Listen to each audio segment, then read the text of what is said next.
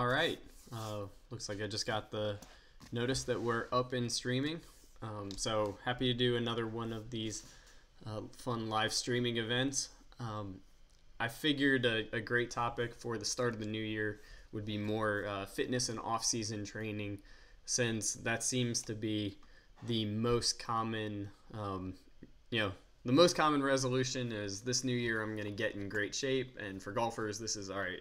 This year I'm going to get in great shape for my golf game. So I figured let's discuss, one of my other kind of passions, which is fitness, and let's discuss what we can do here in the off season to hopefully improve our fitness.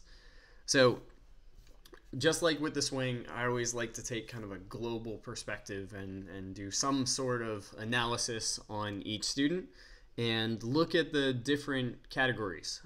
So the different categories of fitness that you could improve on primarily would be flexibility, let's say core stability, core activation, balance, posture training, which is kind of more in that stability category, strength, power, and endurance, or cardio. Right now, there are some things that are going to be really helpful for your overall health, like cardio, for example. But when we're looking at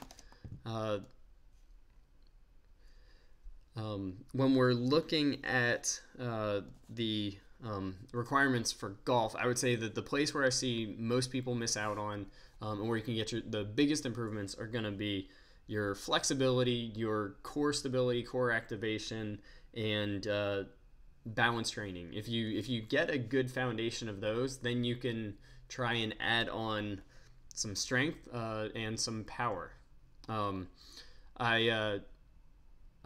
here in San Jose on the West Coast, but I just wanted to remind everyone, if you want to just enter into the chat window who's here, where you're from, and any question that you might have, that'll be helpful, and I'll try to answer them in real time as best I can. I've got a few kind of preloaded that emails came in the last couple days, but anything that gets entered into the chat window, I will do my best to address. Okay, so when you get into designing your program, your priority in the off season should be improving your flexibility, improving your core activation, improving your balance, improving your awareness, and then if you have those, you can layer on some of the strength, power, and cardio and stuff like that. I see a live question from Mike. Do you think it is a good idea to use tubing to train the Jackson 5 and pivot move? I do like using tubing as a way of building some awareness or increasing muscle activation for those movements. Now, the key with the Jackson 5 is for many, it's going to be more of, let's say, a passive movement. So there's a unweighting of the lead foot, and then kind of a shift and a weighting into that lead foot. But for most, it's not going to feel like a very active muscle contraction to shift into that lead foot. So the danger with using too much resistance is it could become too much of an active movement, and you might go into like a right side bend with your upper body. So I would err on using the tubing, let's say early on in the training process, just to build a little bit stronger awareness, but then shifting into more of just a field drill, an awareness drill. I wouldn't want to rep it too hard. What I would rather do with, let's say, some tubing is I would rather do some glute activation exercises. I would rather do some single leg balance training, and some things challenging your lateral stability. So you'd get your glute activation that way, and then use that newfound strength and fitness awareness in your swing training. So briefly covered the fitness stuff. We'll get into a little bit more details about what I like as far as some flexibility and some core training as it relates to another question that came in. But as far as the golf game goes, right, for most of you, the winter months means I'm not going to be outside quite as much. I'm not going to be hitting as many balls or possibly playing as much. What are some things that I can work on inside? So when you're hitting balls inside, or even if you're just swinging and making reps inside, you can work a little bit on your position and relationships. But one thing that I would challenge you to kind of figure out is, are you more of a body dominant player or are you more of a arm dominant player? And what can be good is in the off season, you train the opposite one. You train the one that is harder for you to work on. So that way, because they work hand in hand, right? Your arms and your body pivot have to complement each other. Otherwise, you're going to struggle with low point control, path, face control. Some people are much better playing, focusing on a body position. So where is the upper body? How is my sequencing? How are my feet moving against the ground? Other people are much better focusing on, what's my hand path? When do I square the club face? What's my arm direction timing? The one that you do really well, that's great for you to reinforce and continue to train in season. But what I've found very helpful is in the off season, train the one that is not your natural strength, and that will ultimately make it easier if you then have to make a little adjustment during the season. Because the main goal from a learning perspective is during the season, you're going to revisit things that have worked for you in the past in order to balance your swing. You're not going to hopefully introduce too many new pieces. So in the off season, you cover a lot of the things that you think you're going to need during the season. So maybe you cover some transition stuff, maybe you cover some release stuff, maybe you cover some setup, balance awareness, backswing, whatever. Then it will be easier for you to then reintroduce it if it becomes an issue during the season. The other thing that's great to work on at home relates to putting and chipping. You can work on low point control on carpet pretty easily for chipping. I have lots of students I have doing like chipping into sofa cushions and things like that. Or you can work on start line, right? So there's three main skills to putting: controlling the start line, controlling the speed, and reading a green. Hard to do green reading unless you have a really nice home training area. But it's easy to do start line training. So a dime placed about 2 feet in front of a golf ball is about the same diameter as the width of the hole at 10 feet. So if you can consistently roll it over a dime with different speeds, that's indicating they have a pretty functional stroke and pretty functional start line. Okay, so I see a question came in from Ben Hogan Blades. I feel like I'm guessing hand strength has continued to deteriorate, 55 years old. Can this have negative impact? Yes, so as you get older, you will tend to lose your type 2 fibers, so your strength and power fibers faster, but you will tend to lose a little bit of flexibility, activation, endurance. Like you lose all of the things that are kind of natural movement patterns. But the ones that you lose the fastest are strength and power. So I do advocate doing some type of strength training, especially if you have, let's say, more than 2 hours of total training time each week. Then doing some form of heavy lifting, whether it's like a farmer's carry, whether it's a deadlift, whether it's a chest press, although I'll talk when we cover some strength that's not my favorite exercise and you got to be careful with it. Stuff where you do have to grip and move around heavy weight. So deadlifting, squatting, farmer's carries can be very helpful for maintaining grip strength. Or there are lots of devices you can use to work on grip strength. The main problem is if your grip strength goes down, then you'll tend to overly recruit some of the shoulder muscles to help manufacture your grip strength, and that can tend to restrict some of your rib cage range of motion during the swing.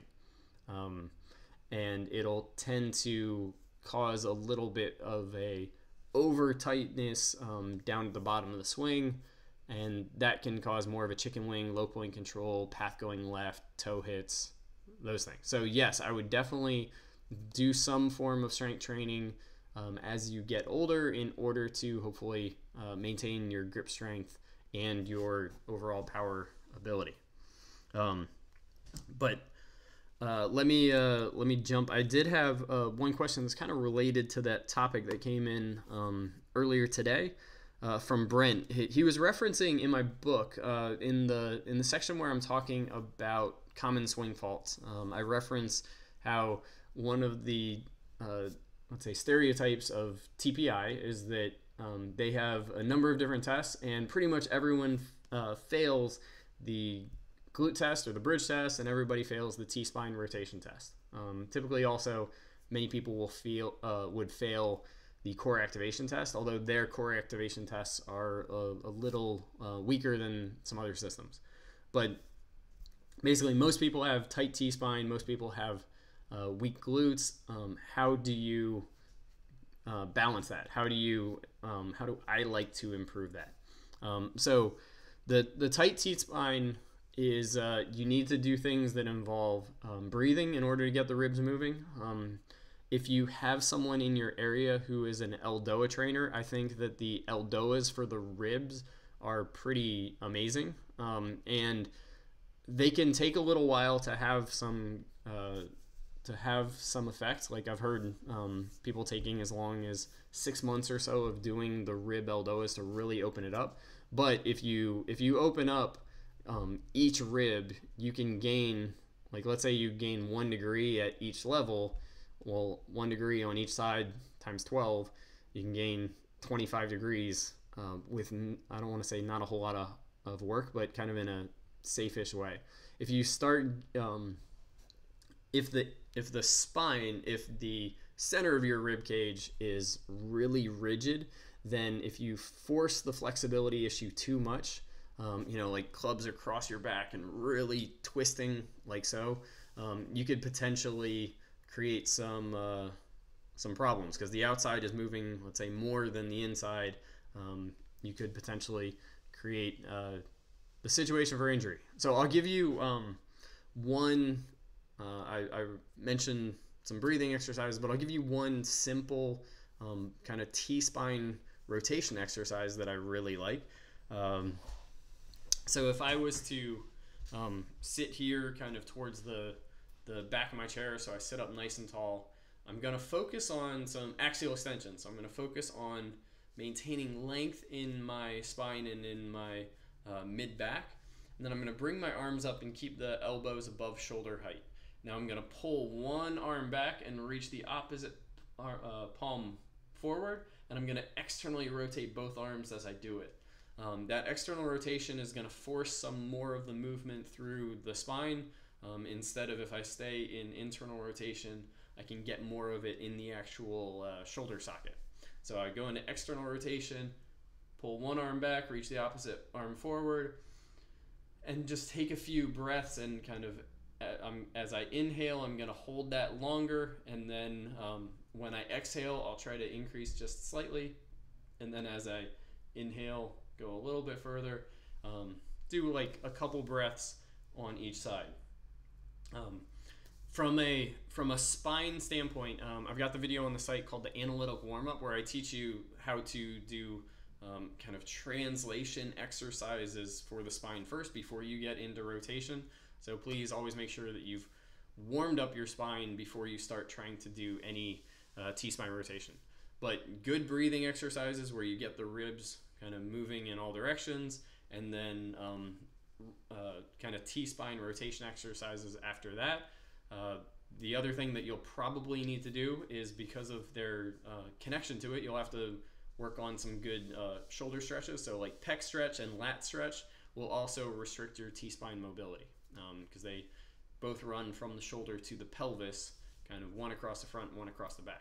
So for T-spine, breathing, some rib mobility stuff, and then good pec and lat stretches should help create more range of motion. And that range of motion can take pressure off of neck injuries, shoulder injuries, but most importantly, lower back injuries, because oftentimes the lumbar spine rotating is what creates a whole lot of pain and dysfunction, and that's rotating in order to compensate for a tighter T-spine. So then the other question was about the weak glutes. So weak glutes typically come from a combination of poor activation and imbalance as far as overactive psoas muscles and tightness in basically your hip flexors, which create a reciprocal inhibition for the glute. So oftentimes you'll have to start glute training with TVA or deep core activation, and you may even have to do some pelvic floor activation. But then if you do bridges correctly, you will get good glute activation. So to correctly do the bridges, you want to make sure that when you push through the hips and raise your hips up off the ground, you're going to kind of maintain a little bit of posterior tilt in the pelvis as you're raising it up and as you're raising it down. So I always coach people when they're doing those bridges not to let the tailbone touch the ground. As long as the tailbone stays off the ground when you're moving, so it's kind of moving more in that direction. It's keeping your abs and your glutes active. Then, to get the full range of the glutes, you would want your feet to be in two different positions, either feet wide, feet narrow, and you would want your knees in two different positions. So you've got basically 4 different bridge activities to target different parts of the glute. You've got feet wide, knees narrow, feet wide, knees wide, and then feet narrow, knees wide, feet narrow, knees narrow. So by working on those 4 different positions, you'll start getting glute activation. If you do good psoas stretching and you do good deep core or TVA and pelvic floor activation, that usually helps rebalance the pelvis, create some stability, and create better glute activation. So that's kind of the common recipe I use for getting the glutes active, and we already talked about the T-spine. Ben's got another question coming in. What problematic area is mostly responsible for the forward lunge? So the forward lunge typically comes from a combination of 2 things. Either a club face awareness issue, so I square the club more with a scoop than with rotation of the shaft, and as a result of that scoop, the low point moves backwards, so then I lunge forward to balance it out.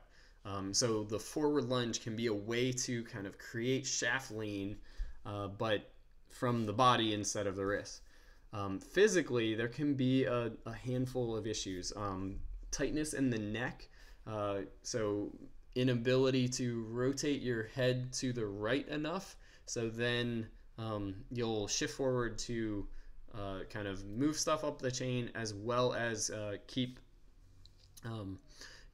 basically, instead of being able to rotate, you'll activate the muscles in the neck, and they'll kind of pull your upper body forward. So it's a way to kind of keep vision on the ball without pushing the next rotation to its full capability.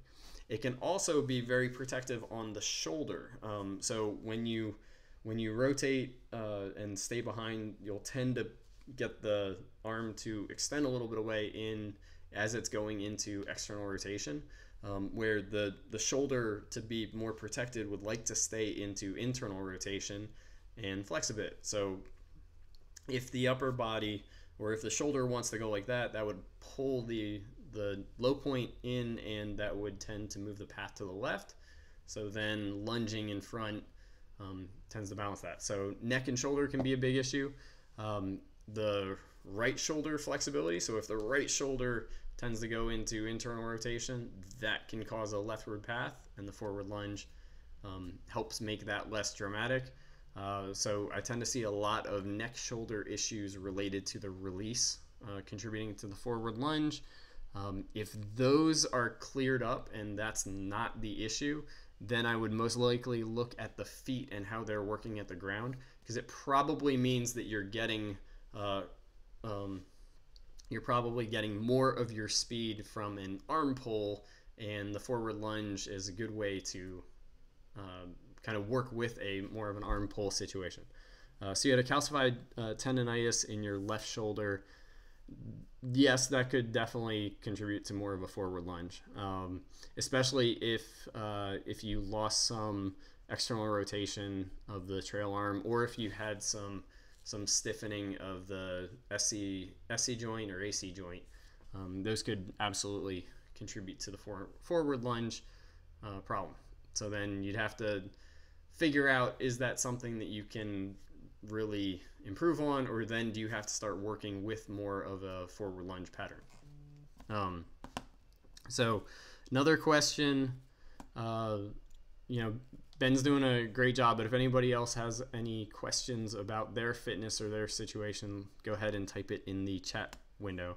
I've got a couple other questions that came in through email that I wanted to make sure that we covered.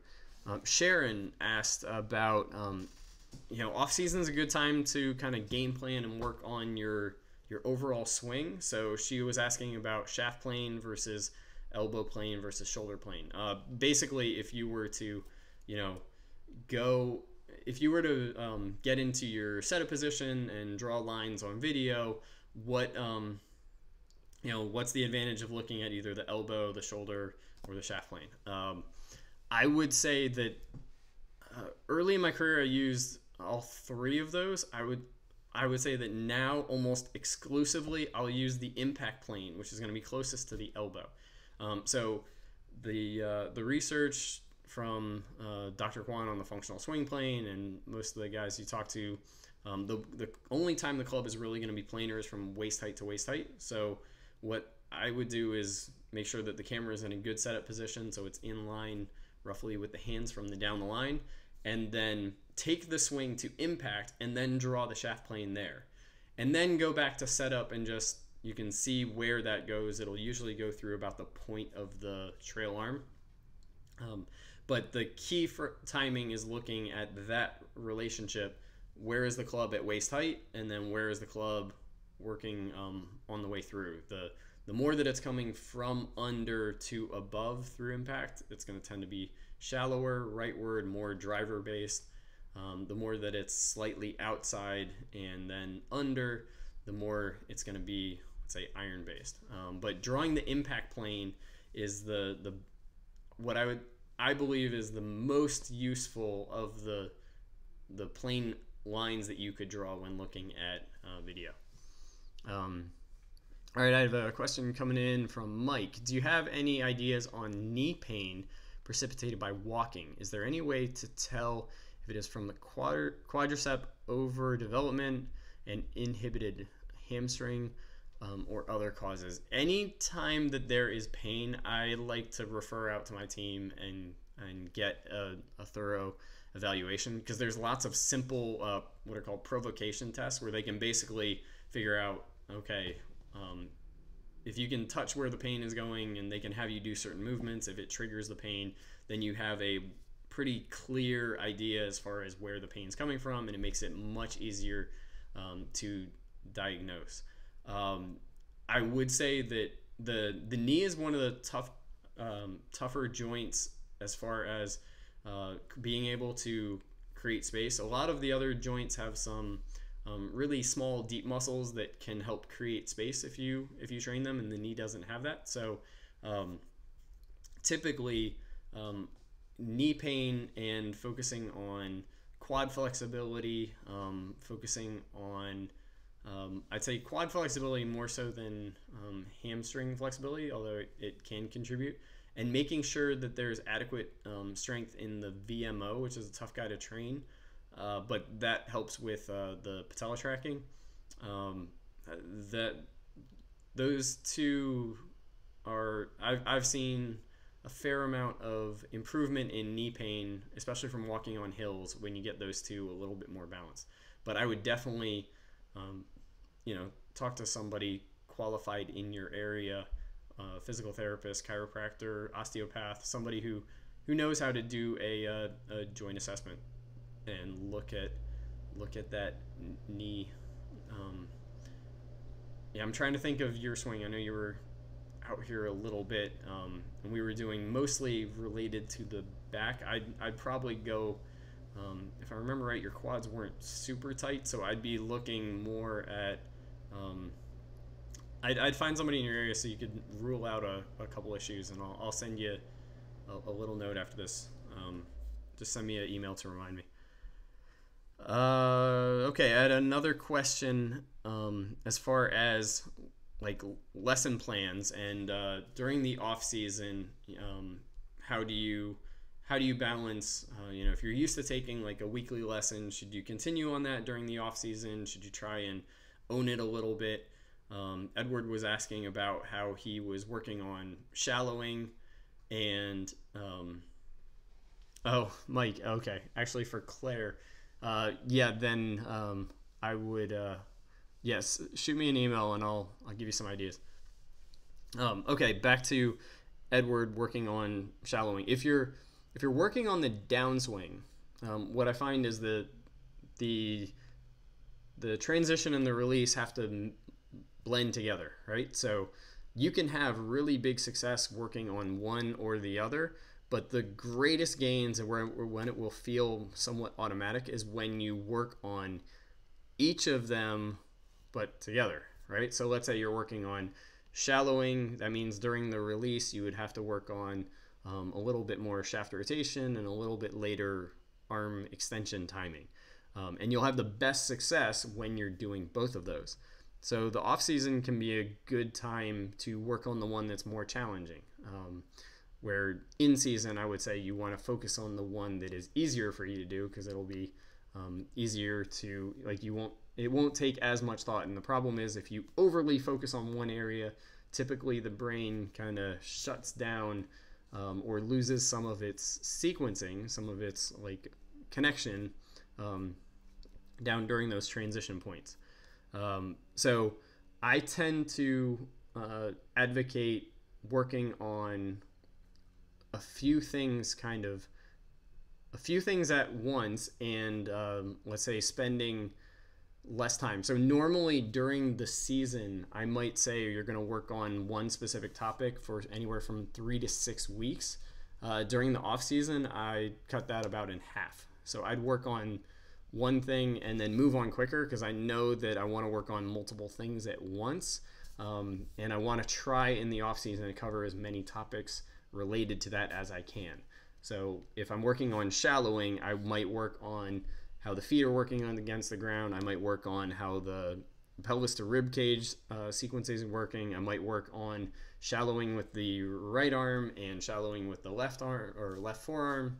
And I might work on some early club face rotation. And I'd work on a few of those at once because typically when you're hitting balls indoors, you're hitting off of a mat, so you're not totally working on low point control. That's a hard skill to work on indoors. You're working more on the global pattern and you're working more on, let's say, path and face to path control. And so because it's, let's say, easier when you're hitting on a mat, you can usually do a little bit more intense or you can do a few things at once. And the other thing is because you don't get as distracted by mishits, you don't get as distracted by ball flight. It's easier to have a little bit more of a mechanical focus. So I would work on the different components of shallowing. So instead of working on one thing for 3 to 6 weeks, I would probably work on 3 or 4 things related to the same area over that same time frame. So I'd move on to things usually quicker in the off season so that I'll have the map in my mind of other ideas I can try in season if I start to struggle with the same concept. Okay, I had another question from Mike about ideal club face and path ratio. So he was asking about how basically, a lot of guys will talk about a relationship of face to path. So you know, in his particular case, he finds that when he has a face to path of greater than -2, he tends to have more trouble controlling, what do you say, club face variability and closure rates. I would say that, you know, -2, -3 is probably, yeah, towards the upper end. I know that drawing a blank on his name, I'll put him in the text description below. I mentioned him in my book.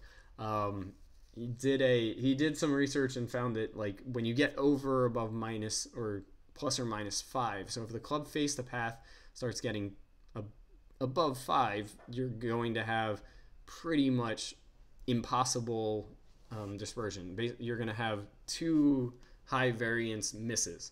And so if the general rule of thumb is that you want your face to path to be roughly half of the path, then that says that you can't have a path that's too much more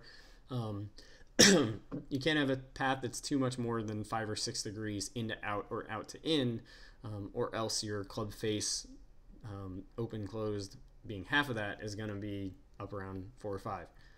So yes, working on your general path and getting it close-ish to 0, but or, you know, let's say less than, I usually aim for 5 with a lot of my golfers, but being able to also control the wide point or the low point, and being able to get good arm extension on the way through with that same path, that tends to lead towards more consistency, because I wouldn't say that you're going to have that much greater club face club face closure variability at a 5 to 6 compared to, say, a 2 to 3. But if you told me that you're having more of an arc width issue and the club kind of passing on the way through, that usually causes the club face variability. I had another question come in about struggling with hooking the ball. So what should we do in the off season? Yeah, pushes and hooks for almost 20 years. Coming in from Lisa, she was asking how to avoid hitting the club coming too shallow into the ball. So too shallow into the ball, I'll give kind of the holistic approach to solving hooks, because I know that that's a really frustrating miss for a lot of golfers. To solve hooks, you have to slow down the club passing the club head passing the grip on the way through, because that tends to close the club face. And that will happen more when you're having some early extension. So if I'm moving away from the golf ball, the club is going to pass like this, and that causes the club face to get closed very quickly, right? So it closes more like that. So in order to solve the hook, I have to get more, let's say, shaft lean, and I have to have more body rotation on the way through in order to have the grip speed. Usually when you're getting too shallow on the downswing, it's almost 100% of the time coming from the body either going into too much early extension or going into too much side bend. Too much early extension usually comes from either too much early extension coming more from either extending the back in order to help pull down on the club, or going into side bend as a way to adjust for too steep of a top, or adjusting for, let's say my arms are a little steep and then I side bend to balance that out.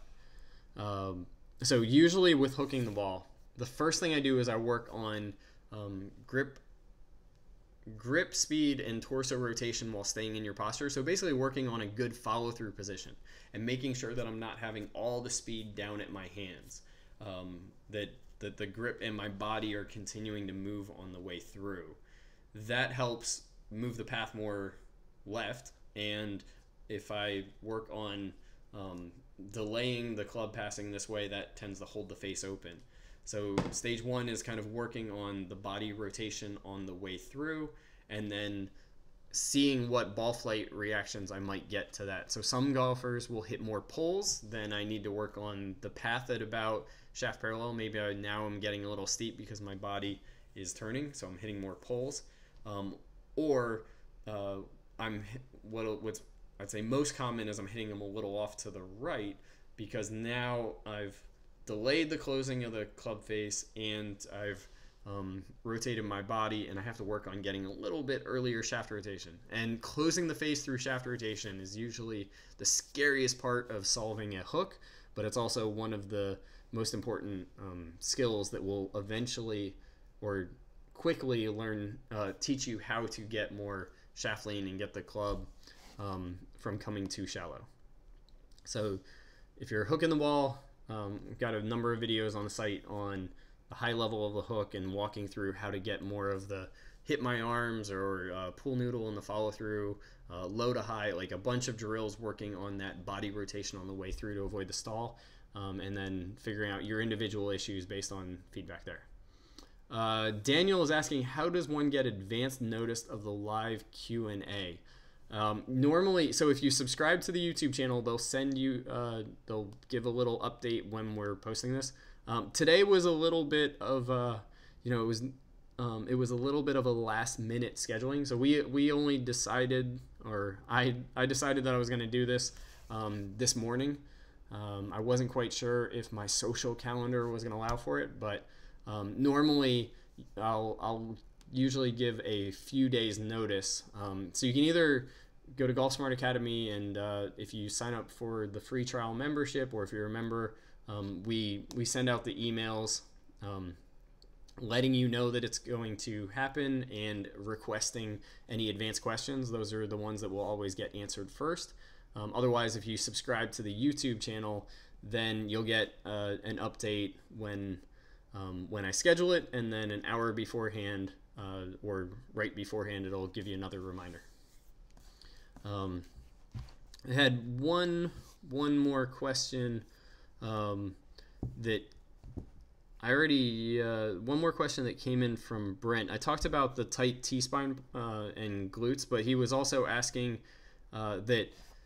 So unfortunately, at the beginning of last year, or the beginning of 2016, he was trying to restrict his hip turn, and he think that in trying to do so, he created a right hip injury that could be more of a sciatic issue.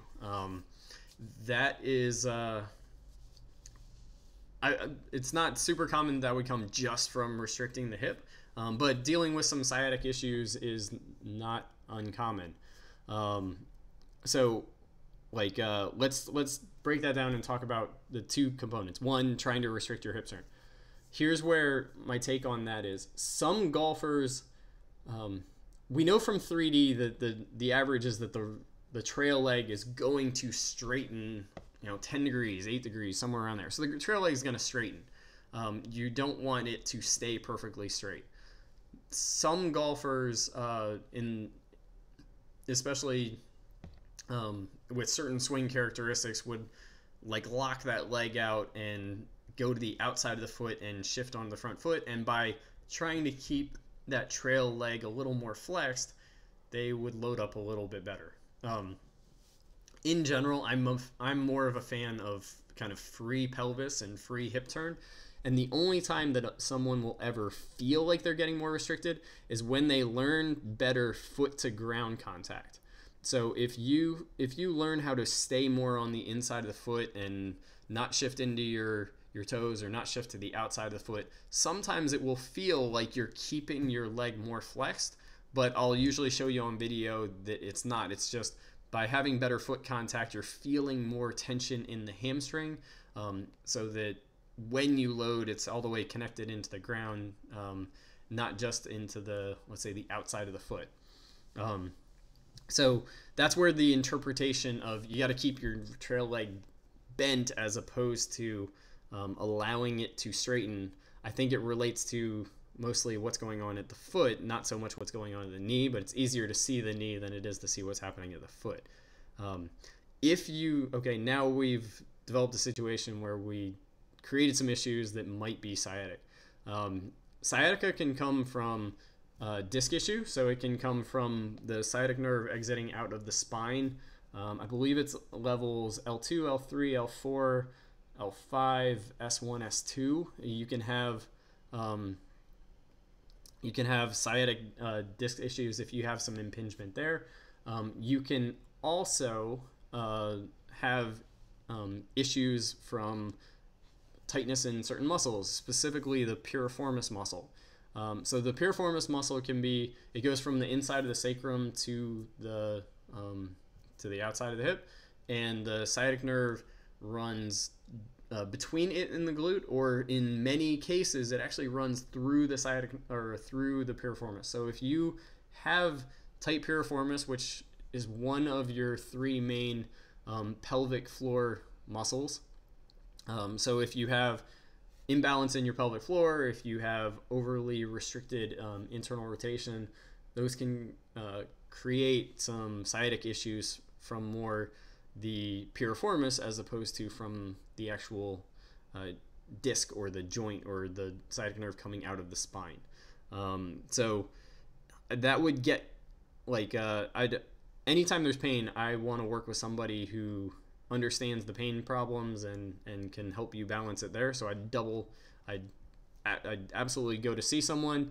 But you know, if you've seen someone and they haven't tried looking at if they haven't tried anything revolving around piriformis and balancing your pelvic floor, then perhaps you can find somebody else who might be in that same area, who might have a better let's say toolbox being able to do that.